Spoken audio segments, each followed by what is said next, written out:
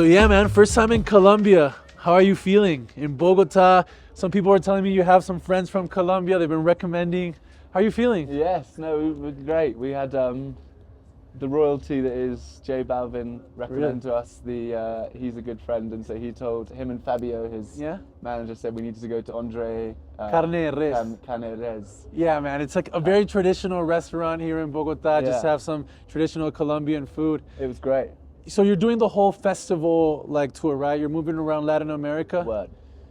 You're a guy that obviously loves music, loves sounds. Like, how's this like colorful landscape of just human beings and warm people? How have you felt in Latin America, man? Oh, it's incredible. People said to me before I came here that the like crowds here were like the maddest of anywhere, and it definitely seems to be true. So yeah, no, it's been an absolute privilege. And like coming from like Santiago yesterday, where like just the beauty of the like backdrop of these things, like the Andes, just like all above you everywhere, and then like coming into Bogota today, like the way that like what are those mountains called? Yeah, those are actually the Andes also. Is it also the Andes, right? Yeah, man. They look so different. Andes go until the top of Colombia. They basically cross a whole continent. Wow. Crazy, right? Just to have huge cities in the middle of big mountains. Beautiful. It looks like another world in Bogota because they're so close. Like there's like rainforest mountain that's like hanging over. It looks beautiful. It's magical, man. I love my country, and dude, listening to your work, you're obviously a big fan of sampling, and you're always looking for sounds. Like, talk to me a little bit about that. Where does that love for sampling come from? Where did it all started? I guess it comes from like, for sure hip hop at the beginning and like things like that. But I think I kind of just, I think when I started making my music, I just became very obsessed with the feeling of taking things from my real life and like trying to glow them up into the most beautiful sort of diary I could imagine. And I find that sort of I just get very inspired. When I start a song, I'd much rather start with something like a recording of the area around me or something like that, rather than just like a blank page and just playing a piano. I prefer to start with the world. The whole project of Actual Life, this whole curation of sounds, like, how does it work? How do you start putting it all together? Do you just like think about a certain landscape and environment and just start recording sounds? I just kind of amass things all the time. Like, I've just got like, I'll just save things on my phone, videos from where I'm at, and like look at this one. Let me check it out. This is a great one from the backstage. So you're always recording, like no matter what, you're a big fan of just documenting? Yeah. That's what I mean. I used to do this before I even kind of made music, just because I liked having like a document of these things that would happen. Like, I didn't even have like Instagram then or anything. I just liked catching these moments. But then you get like, where is this? Let me see. Buenos Aires. Where were you, in Argentina? Let me check it out. This is the people like here. Right next to your door. Yeah, to the next door. And like, listen to how good the sounds are. What band was it? I don't know.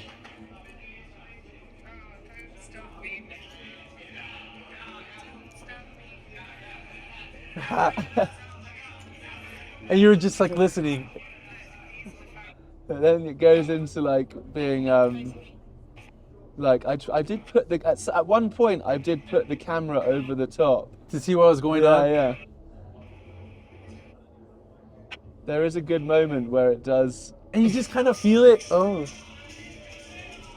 they were in a vibe. Yeah, look. Let me see. Who are they, man? I need to find out, because I'm definitely going to sample it. Dude, that's crazy, man. Yeah, so you just listen to stuff that kind of catches your ear, record it, and start creating with that. It's crazy because, like, in the modern day, man, you see all of these young creators are like, I'm not going to start my project until I have the best sound quality, until I have the best equipment. But I noticed that you just take the daily stuff, like what's going on, and you create music with it. Like, what would be your advice to like young Latin American creators that are trying to create like their own solid stamp sound, Yeah, I feel you. I think we're kind of like, it's what you do with it. So like, sort of high fidelity and you know, like high quality and things like that in sound, it's like a very subjective and undefined term, and like what that means.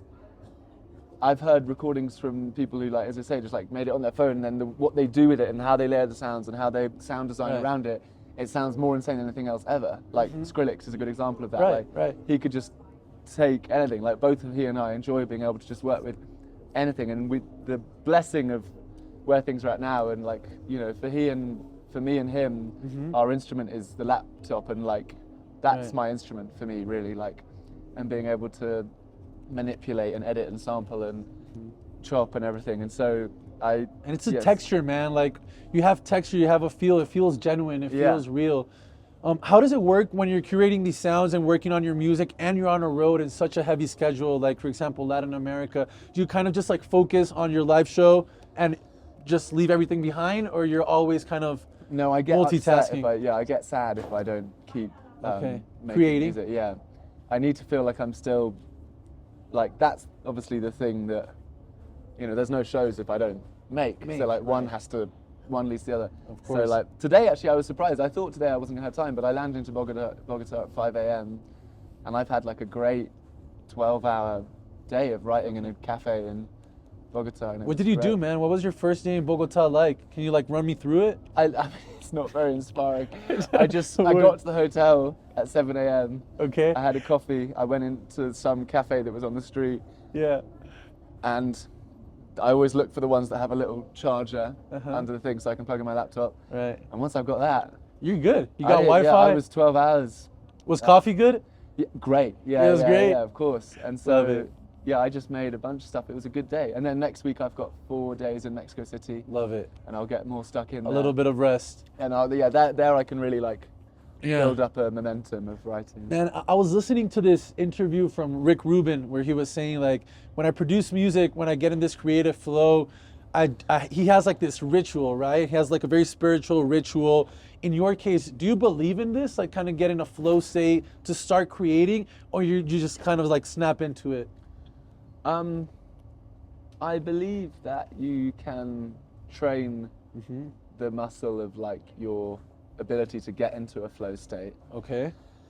And I believe that when those things come, it's magical and you know, blessing to be involved with. But I also believe in just like trying shit, even kind of when you don't really feel like it. Just get up and try shit. Just get up and try shit.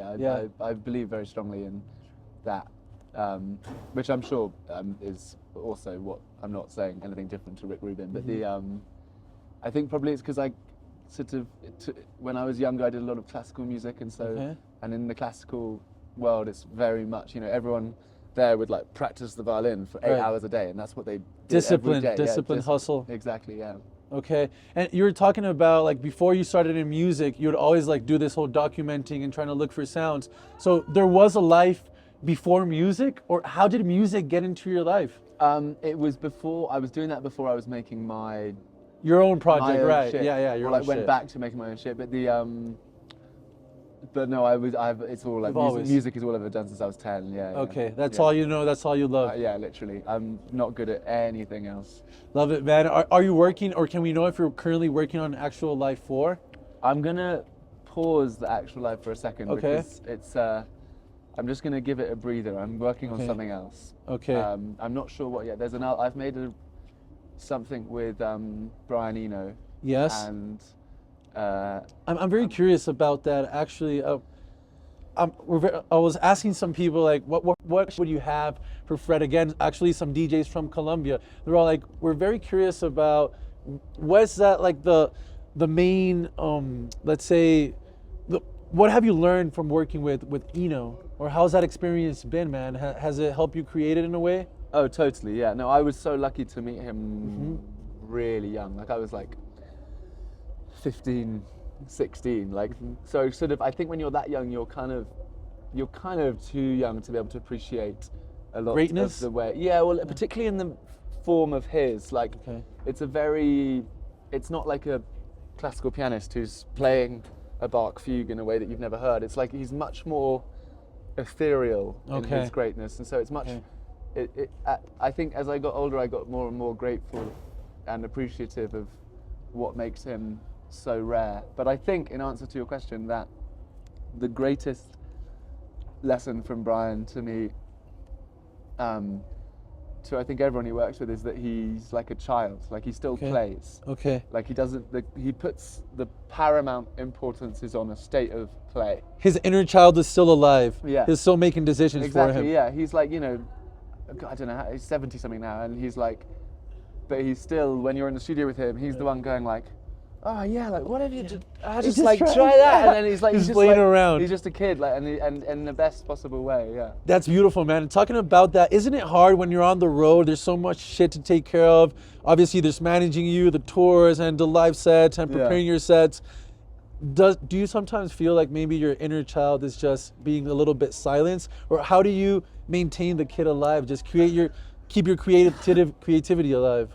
I think that the crew who we tour with, like they're all, we've got like a real family vibe, and everyone really gets along, and everyone has quite a similar spirit. Like everyone gets into a new city and they're really excited to see it, and like, and so I think probably we all do that for each other a bit, I think. Okay, just like keep each other alive and having fun and keep it youthful. Yeah. Beautiful, man. Just to start like wrapping it up a little bit. Yeah. I'm very curious, man. Like electronic music, you know, it's frequencies, you know, it's vibes, and a lot of producers just try to create the right ambiance for the crowd. But I noticed that in your music, you're not only creating a mood and ambiance, but you're trying to tell a story in a way. There's storytelling in your music. For sure. And I'd love to hear about that from you, man. Like, what is storytelling through electronic music for you? I appreciate it, firstly, and thank you, man. I think yes, to me the like most exciting thing I could do is the most personal possible thing. Like that's what's most exciting to me, is to try and zoom in on the story that is most raw and true to me, and that feels like the most sort of, I don't know, exciting musical road to go down. And so to me, yeah, I mean the actual live 1, 2 and 3 are very much just like, you know, that's why in the brackets it says the dates. Like it's just, to me it's just this was a diary of journal. that time, yeah, exactly. Right. And yeah, I think I feel most connected to when I feel like it just documents a period of time, because then I feel kind of invincible by it, because I'm like, I can't regret it, because like even if in 5 years I'm like, oh, I would have done that different or that different, I'm like, well no, that's the whole point. Like I did that then, and that was that time, and I stamped it. Right. And that's what I get a inspired feeling from, I think. Isn't it crazy, or maybe even a paradox, how your music is so relatable and so raw and so genuine to people that just live a regular life, but at the same time, you as Fred, again, you're not living a regular life. You're touring festivals and you're always on the go. Like, how do you manage to just keep yourself human, man? Just like, well, I think when you go back home, do you just like go and have some beers with your friends? And, that's my favorite. Yeah, the pub is my home. What do you do when you're not Fred again, man? But no, I think that to me, it's like, of course, it sort of feels unlikely, but then of course it would be that way, because fundamentally the big things in life, we're all dealing with the same ones. Like, it might be that I'm about to do a mad, surreal thing in Bogota, and someone else will do a mad, surreal thing, something else in their field. But like, the fundamental like life drivers of like, you know, grief and joy and heartache and thingies, that they essentials. Are totally unanimous across the board. No one gets out from We're all living the same shit. Yeah. And that is you feed off of that? Yeah, it's a powerful thing, I think. Yeah. I love it, man. So, dude, are you looking forward to your set tonight? You're about 1 hour away from a festival full of Colombian people listening to your music. How do you feel about it? What's your expectations? I feel like what is about to happen. Like we've been playing like 7 p.m. sunset sets all of this festival for the last couple of weeks, and so to have like a 1 a.m. like, it's they're gonna be dancing for sure, man. Let me tell you, in Colombia, we dance I can't a lot.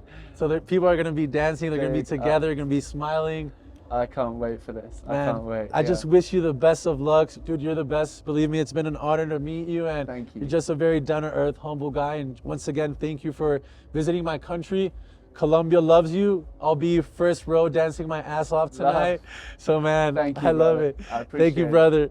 All right, así que esto acaba de ser otro capítulo con el gran Fred Again, directamente desde el camerino del Festival Estéreo Picnic. Quiero agradecer especialmente a todas las personas de Páramo, los organizadores del festival, y a las personas de Warner Music Colombia por hacer esto posible. Así que muchas gracias y nos vemos en otro capítulo de Nada Está Escrito.